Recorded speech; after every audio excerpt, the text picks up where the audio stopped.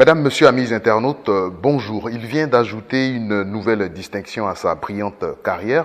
Tikenja Fakoly a été désigné meilleur artiste africain lors des victoires de la musique 2021. Il est de passage à Abidjan et il a accepté donc cette interview. Bonjour Tikenja. Bonjour. Alors, on ne peut pas commencer cette interview sans parler donc de la triste nouvelle qui a secoué la Côte d'Ivoire. Comment avez-vous appris la disparition donc du Premier ministre Ahmed Bakayoko? D'abord, il y avait beaucoup d'échos et ensuite, j'ai regardé sur un site internet et je me suis dit, si ce site annonce, c'est que c'est la réalité. Donc, j'ai regardé sur le site et puis j'ai vu la confirmation et je pense que, voilà, je suis sur le choc. Et je pense que beaucoup de jeunes aujourd'hui, beaucoup d'Ivoiriens, même beaucoup d'Africains, puisque c'est un homme accessible, c'est un homme qui ouvrait sa porte à tout le monde. Alors, le Golden Boy, l'étoile d'État, comme on aimait l'appeler, était aussi très proche des artistes, notamment très proche de vous. Est-ce que vous pouvez nous raconter les derniers moments que vous avez vécus avec lui? Disons qu'on se connaissait bien, vous venez de le dire, comme il était proche de tous les artistes. Donc, je ne l'ai pas vu tout dernièrement. Je pense que la dernière fois que je l'ai vu, il y a peut-être 1 an, quand j'étais de passage ici. Et voilà. Il avait produit un concert pour la population d'Abobo. Abobo, justement. Comment il a réussi à vous convaincre donc pour ce concert d'Abobo? Non, il a dit, il m'a appelé, il m'a dit, Tiken, il faut que tu joues à Bobo. La jeunesse d'Abobo veut te voir. Et j'étais venu pour le concert à Abidjan by Night. Et c'est le lendemain que j'ai eu son appel. Il voulait offrir un concert à sa population. Et ce qui m'a marqué, c'est que, vous savez, très généralement, quand les hommes politiques organisent des concerts, ils aiment bien se mettre en patron devant, dans des salons, voilà, faire le boss. Souvent même tenir un discours avant le concert. Un discours. Et quand il est venu à mon concert, son staff voulait qu'il fasse un discours. Il a dit non, je sais que les Rastas n'aiment pas ça, je sais que Tiken n'aime pas, donc je ne vais pas faire ça. Et il ne voulait même pas monter sur le podium. C'est son staff qui l'a poussé à monter sur le podium. Il est juste monté, il n'est même pas allé au centre du podium. Il est resté, il s'est arrêté, il a salué le public et il est descendu rapidement. Et ce qui m'a marqué encore, c'est que il s'est juste contenté de s'asseoir sur les barrières qu'on avait placées. Et tu sais, il y a des barrières qu'on place pour empêcher le public de monter. Et il y a des sièges devant. Et il s'est mis là avec ses invités. Il a fait tout le concert là. Il est allé avant le dernier morceau parce que, pour des raisons de sécurité. Et voilà, en tout cas, je témoigne ici d'un homme. Je fais un témoignage ici sur un homme simple, accessible, consensuel. Ouvert à tout le monde, qui a rendu beaucoup de services aux gens. Voilà, beaucoup de services aux gens. J'ai eu un coup de fil hier d'un jeune homme qui m'a appelé en pleurant, qui m'a dit c'est Ahmed qui payait ses dialyses. Donc Ahmed est mort, et voilà, il m'appelle pour savoir si je peux l'aider. Il y a un an, quand j'étais là, quand je l'ai rencontré justement pour parler du concert, son téléphone a sonné. Et j'entendais que c'était une femme qui était au téléphone. Et il a dit allô, et la dame a commencé à expliquer son problème. Il a dit, madame, calmez-vous, calmez-vous, calmez-vous, expliquez-moi. Et la dame lui a expliqué le problème. Il a dit, ok madame, il n'y a pas de problème, on va vous aider. Demain, vous allez à la mairie d'Abobo, vous demandez après telle personne. Je vais lui faire passer le message tout à l'heure, il va régler ça rapidement. Donc, je pense qu'il y a eu il a aidé des gens partout. Et quand vous voyez un règlement parler d'un homme politique, ça veut dire qu'il était quand même quelqu'un d'exceptionnel. Voilà. Alors, vous l'avez dit tout à l'heure sur un plateau de télé, il défendait son camp politique, mais il était également avec tous les hommes politiques de tous bords. C'était une icône de la réconciliation nationale. Ah ouais. Aujourd'hui, est-ce que vous ne craignez pas que sa disparition porte un coup à la réconciliation en Côte d'Ivoire? Je pense que c'est une digue qui est cassée. C'est une digue qui est cassée, c'est un pont qui est cassé. C'est une grosse perte pour la Côte d'Ivoire parce que je pense qu'il était dans une dynamique assez positive. même avec les opposants, même pour le retour de Laurent Gbagbo, même pour... voilà, lui... Il avait gardé contact avec tous voilà, il estimait que, voilà, on est tous des Ivoiriens, comme il a dit dans un de ses messages. Voilà, on est tous des frères et sœurs. Et on peut avoir des divergences d'opinion, mais il faut qu'on se parle. Voilà, c'était ça. Même moi, vous savez que, comme on le dit, je tire souvent sur le gouvernement, et donc j'envoie des messages souvent des messages qui ne sont pas forcément, qui ne font pas plaisir à ceux qui sont au pouvoir. Et je me souviens qu'un jour, après une de mes vidéos, il m'a appelé, il m'a dit, hey, Tiken, mais qu'est-ce qu'il y a? Tu es chaud sur nous, hein? Joe, qu'est-ce qu'il y a? Hein? Vraiment, je ne sais pas ce qui se passe, mais bon, en tout cas, je t'appelais juste pour te dire de calmer un peu, hein? C'est chaud. Et il le disait, mais vraiment, voilà, de façon amicale, quoi. Et je pense qu'il était comme ça avec les opposants, voilà, il était comme ça avec tout le monde. Et c'est quelqu'un qui a fait beaucoup pour les sans-voix. Et le reggae, c'est une musique des sans-voix. Et un gouvernant qui reste comme ça en contact avec le peuple, pour nous, on ne peut que apprécier. Alors, Tiken, avant de changer de sujet, on a appris également par les médias que hier, il y a eu quelques troubles à Séguéla du fait du décès donc, du Premier ministre. Quel message souhaiteriez-vous apporter donc, à la population de Séguéla et à tous les Ivoiriens relativement donc, à ce comportement? Bon, moi je dis, vous savez, il n'y a rien qui peut ramener ce monsieur. Il n'y a pas de pleurs qui peut le ramener, il n'y a pas de bagarre qui peut le ramener, il est mort et donc on est tous on croit en Dieu, je veux dire, qu'on soit chrétien ou musulman ou bouddhiste, en tout cas, on croit en Dieu. Et donc je pense que ça ne sert à rien de se bagarrer, il faut s'en remettre à Dieu. Il faut s'en remettre à Dieu. Lui seul sait ce qu'il fait. C'est une grosse perte pour notre pays. C'est une grosse perte sûrement pour son parti politique par rapport à ce qu'il représentait. Je pense, et je peux le dire sans faux fiant, que c'était l'homme le plus populaire du parti au pouvoir. L'homme le plus populaire, l'homme qui donnait un peu d'espoir à tout le monde. Et donc, c'est une grosse perte. Alors, à l'instar de la Côte d'Ivoire, le monde du reggae a également été frappé par des deuils récemment. On a eu la disparition de Daddy U-Roy, avec qui vous avez collaboré. On a eu la disparition de Benny Wailers, le dernier des Wailers. Comment avez-vous vécu ces décès en cascade dans le milieu du reggae aussi? Oui, c'est difficile, c'est un moment difficile. Mais voilà, c'est un moment difficile. Hein. Daddy U-Roy, vous l'avez dit... Vous avez collaboré à plusieurs reprises. On a collaboré à plusieurs reprises. On a fait 2 featuring sur mes albums et on a fait un featuring sur son album. Je suis allé en Jamaïque plusieurs fois et chaque fois que j'allais lui rendre visite. Il m'a toujours bien reçu chez lui et voilà, c'était quelqu'un de très sympa. Quand il est venu à Abidjan ici aussi, j'étais à Bamako, j'ai pris l'avion pour venir le rencontrer. C'est une grosse perte parce que c'était, je pense que U-Roy c'est le père de tous les DJ.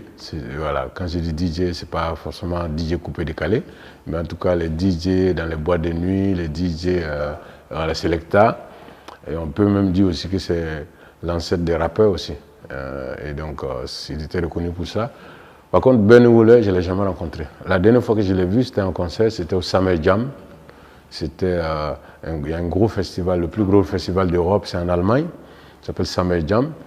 Et je l'ai vu sur scène et j'avais trouvé que pour son âge, il avait beaucoup de pêche. Il avait la pêche, je veux dire. Il avait la pêche sur scène, c'était impressionnant, mais je ne l'ai jamais rencontré. Mais c'est vraiment une icône du reggae qui est partie, puisque c'est le dernier des 3 grands, ceux qui ont fait la promotion du reggae dans le monde entier. Alors on en arrive à présent au prix Tikenja, victoire de la musique 2021, meilleur artiste africain. C'est une autre distinction dans votre carrière. Comment avez-vous reçu ce prix et quel message adressez-vous à tous ces fans qui ont voté pour vous? Je voudrais commencer par remercier d'abord les fans qui ont voté pour moi, puisque nous étions nombreux sur la liste et leur choix s'est porté sur ma modeste personne. Et je voudrais leur dire merci parce que C'est un vote qui se fait sur les réseaux sociaux, en fait qui se fait par Internet. Et voilà, moi j'ai été informé que je suis nominé, et puis j'ai attendu le résultat. Et puis j'ai appris que que c'est moi qui ai gagné. Et je suis très honoré, et je pense que c'est un trophée qui est très bien pour le reggae, puisque ça valorise le reggae. Et donc pour moi, je suis très honoré. C'est le quatrième prix de Tikenja avec cette dernière distinction? Bon, je pense que cette distinction, je l'avais déjà eue. Je l'avais déjà eue en 2016. Je crois que c'est la deuxième ou troisième fois que je l'ai. Bon, après, il y a les victoires de la musique, il y a eu les découvertes RFI, il y a eu le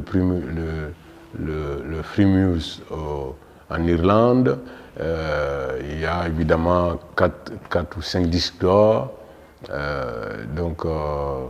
Voilà, il y a eu beaucoup de prix. Bon, c'est quand même 25 ans de carrière, donc voilà. Tikenja a certainement entendu parler de la polémique, entre guillemets, de Mewé, lancée par Mewé, comme quoi le reggae n'est pas une musique ivoirienne, faisant donc de lui le meilleur artiste ivoirien. Est-ce que vous avez entendu parler de cette polémique et qu'est-ce que vous en pensez? J'ai entendu parler. Bon, je pense que même si on est le meilleur, on n'a pas dit qu'on est le meilleur. Voilà, je pense qu'il aurait fallu laisser les gens le dire. Maintenant, dire que le reggae n'est pas une musique ivoirienne, bon, le reggae a été créé en Jamaïque, mais il y a un reggae africain aujourd'hui qui est présent, donc qui tourne dans le monde entier. Je pense que parmi les 3 ou 4 artistes ivoiriens qui tournent dans le monde entier, si vous comptez bien, vous trouverez 2 reggaeman. Donc, et je pense que si on compte les concerts, vous trouvez que ces 2 reggaeman vont avoir le record de tournées dans le monde entier. Hein?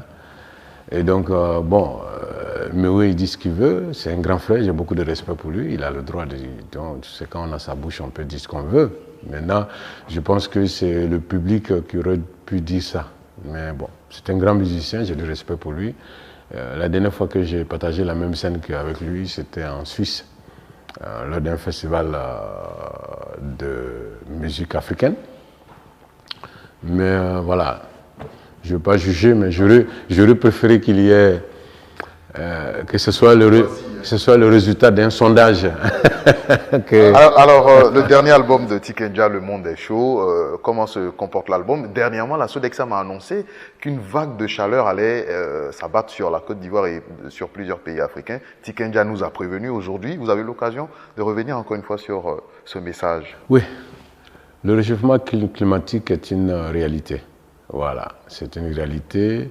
On est en train de fatiguer la nature et moi j'ai peur que la nature s'énerve. J'ai peur que la nature s'énerve contre nous parce que si elle s'énerve, elle peut nous faire mal. Vous savez que la Terre, on est entouré d'eau. Il n'y a que 27% de la planète qui se trouve en Terre, hein, qui est la Terre. Et donc imaginez si comment on appelle, les 70% et quelques s'énerve, si l'eau s'énerve, qu'elle vient nous attaquer, ça peut être très très grave. Et moi je dirais aux gens de respecter la nature, hein, de respecter la nature, de faire tout pour contribuer au fait que d'avoir des comportements éco-responsables. Voilà, d'avoir des comportements éco-responsables, je veux dire. Alors, Tikenja, c'est vrai, vous êtes chez vous à Abidjan, mais à chaque fois, on vous demande encore les nouvelles quand vous êtes de passage. Les nouvelles, quelles sont les activités, l'actualité de Tikenja en ce moment? On a appris que Tikenja a participé à un clip il y a quelques jours. Donc, c'est quoi l'actualité en ce moment? L'actualité, là, je suis en train de faire des clips parce qu'on a parlé de l'album Le Monde est chaud tout à l'heure. Qui a été freiné, la promotion voilà, par la Covid. Qui est sorti en 2019 et j'ai fait 40 concerts.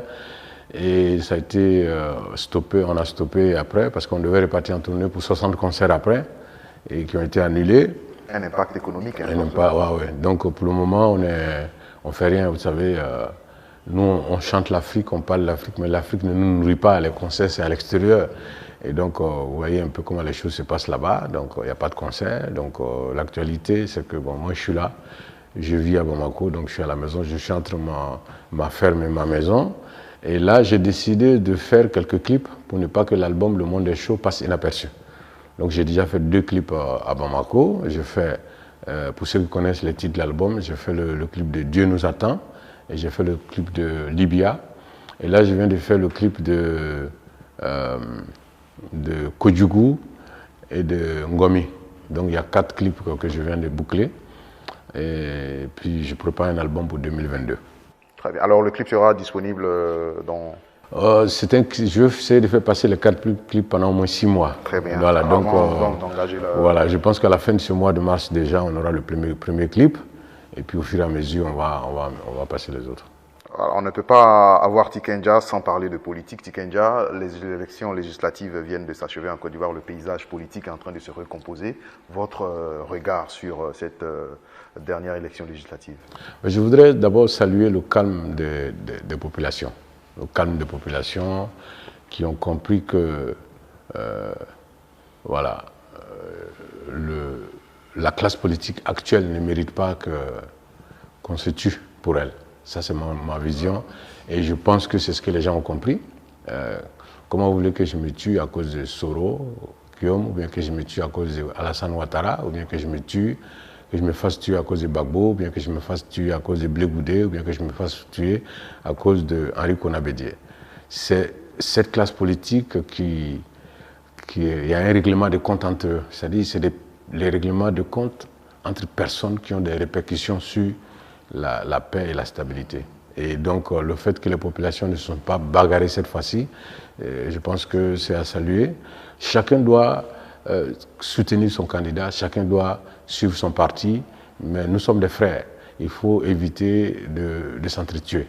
Il faut le sang trop verser. Pourquoi il ne faut pas se tuer à cause de cette classe politique? En 2010-2011, nous avons une crise post-électorale et il y a eu 3000 morts. 3000 morts. L'État ivoirien n'a pas construit de monument à la mémoire de ces 3000 morts. Il n'y a pas eu de journée nationale à la mémoire il n'y a pas eu de journée de deuil national à la mémoire des 3000 morts. L'opposition n'a pas réclamé. C'est ça qui, tu vois. Le pouvoir ne l'a pas fait. L'opposition n'a pas réclamé. Tu vois. Donc du coup, ça veut dire que ces gens, ils s'en foutent de nos vies. Ça veut dire que les 3000 personnes qui sont mortes pendant la crise post-électorale 2010-2011 sont mortes pour rien. Et c'est pourquoi beaucoup de personnes m'ont accusé que je n'ai pas réagi pendant les dernières élections, mais je ne veux pas participer à un match retour. Si on avait reconnu l'effort de ces 3000 morts, si on avait reconnu, en tout cas, cette situation, moi j'allais trouver que ça vaut le coup de se battre. Mais vous comprenez ceux qui se sont plaints que Tikenja n'a pas pris la parole quand on sait qu'il a sorti un album troisième dose. Moi je peux les comprendre, mais le problème c'est qu'eux ils se sont réveillés en retard. C'est-à-dire que cette histoire de troisième mandat ou bien troisième dose, alors c'est moi qui l'ai commencé. Ça fait des années. Voilà, ça fait 2 ou 3 ans que j'ai commencé. Et puis bon, on m'a accusé aussi d'avoir participé au combat en Guinée et que je n'ai pas participé ici. Et ça, je vais expliquer.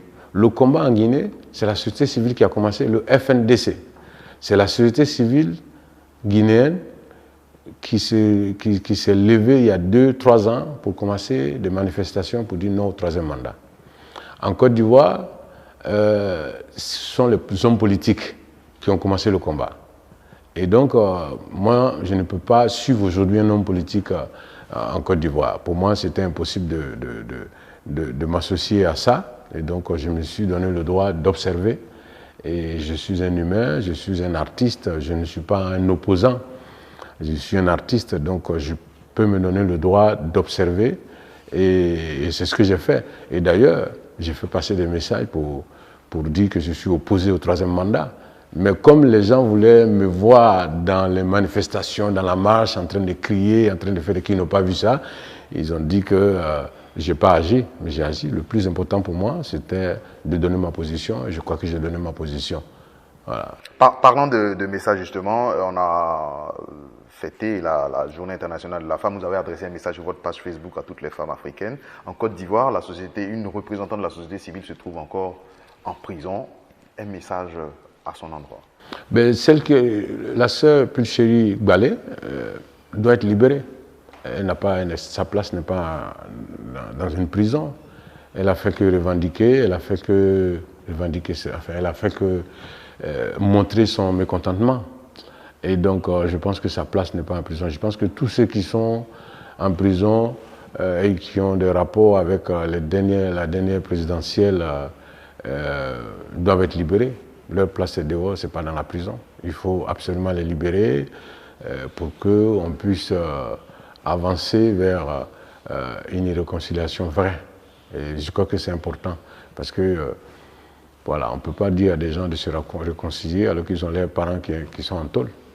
Alors Tiken Jah, vous vous rappelez certainement, vous nous avez accordé une interview exclusive il y a quelques années parlant donc du Sénat. Vous avez affirmé que le Sénat était donc une institution budgétivore. Aujourd'hui, avec du recul, avec quelques années d'exercice donc de ce Sénat, est-ce que vous avez ce même regard sur cette institution? C'est le même regard, ça n'a pas changé. Je pense qu'on n'a pas besoin de Sénat. Hein. On n'a pas besoin d'un Sénat en Côte d'Ivoire. Voilà. Il n'y en a pas au Burkina. D'ailleurs, le peuple s'est opposé. Et donc, je pense que c'est des trucs qui sont créés par les hommes politiques pour donner des postes à des gens. Parce qu'ils sont tellement adulés par les gens qui veulent des places. Donc, il faut créer des choses pour les mettre là. Sinon, pour moi, si on a l'Assemblée nationale, on a le Premier ministre, on a un vice-président, on a un président de la République. Bon, voilà, le Sénat, ce n'était pas utile du tout. Je pense que l'argent qu'on donne aux sénateurs, on aurait pu consacrer ça pour faire des routes encore ou bien pour construire des hôpitaux ou des écoles. Pour moi, ma position est la même. Je n'ai pas changé. Le Sénat est inutile, budgétivore et j'espère que ça va être supprimé dans l'avenir. Alors Tiken Jah, on retourne chez vous à la maison. Vous avez une radio à Abidjan depuis quelques années. Vous avez installé une bibliothèque reggae depuis quelques temps. Comment ça fonctionne justement? Mais la radio fonctionne. D'ailleurs, je profite de votre antenne, de votre média pour dire que la radio va être consacrée spécialement au reggae bientôt, puisque j'ai l'intention de créer un festival de reggae à Boaké, parce que tout se passe à Abidjan. Donc il faut penser voilà, aux gars de l'intérieur, et puis je pense qu'un festival reggae... Donc la radio va changer de ligne éditoriale exclusivement reggae? Exclusivement reggae. Il n'y aura que du reggae, peut-être une ouverture au raga, une ouverture à dancehall, mais à partir du mois de mai, à partir de fin mai, la radio elle sera spéciale reggae. Donc la radio elle fonctionne, et la bibliothèque elle est en place aussi, on n'a pas beaucoup de visiteurs. Elle est destinée à quel public justement? À un public qui veut s'informer sur le reggae, qui veut s'informer sur le panafricanisme. Parce qu'on a beaucoup de livres sur Thomas Sankara, sur Haïlé Sélassié, aussi sur le reggae, sur comment la musique reggae a été créée, etc. Mais combien faut-il débourser justement pour avoir accès à cette... C'est 200 francs. 200 francs CFA, vous venez, vous donnez 200 francs, vous prenez un livre, vous lisez, et puis si vous êtes fatigué, vous fermez, vous déposez, vous revenez la prochaine fois pour finir le livre. Vos 200 francs sont...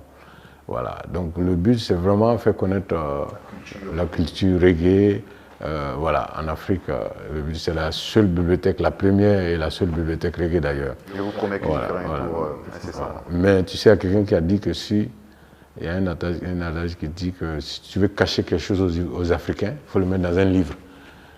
S'il y a quelque chose que tu veux cacher aux Africains, là, mets dans un livre. Comme ils ne lisent pas, alors ils ne vont jamais voir.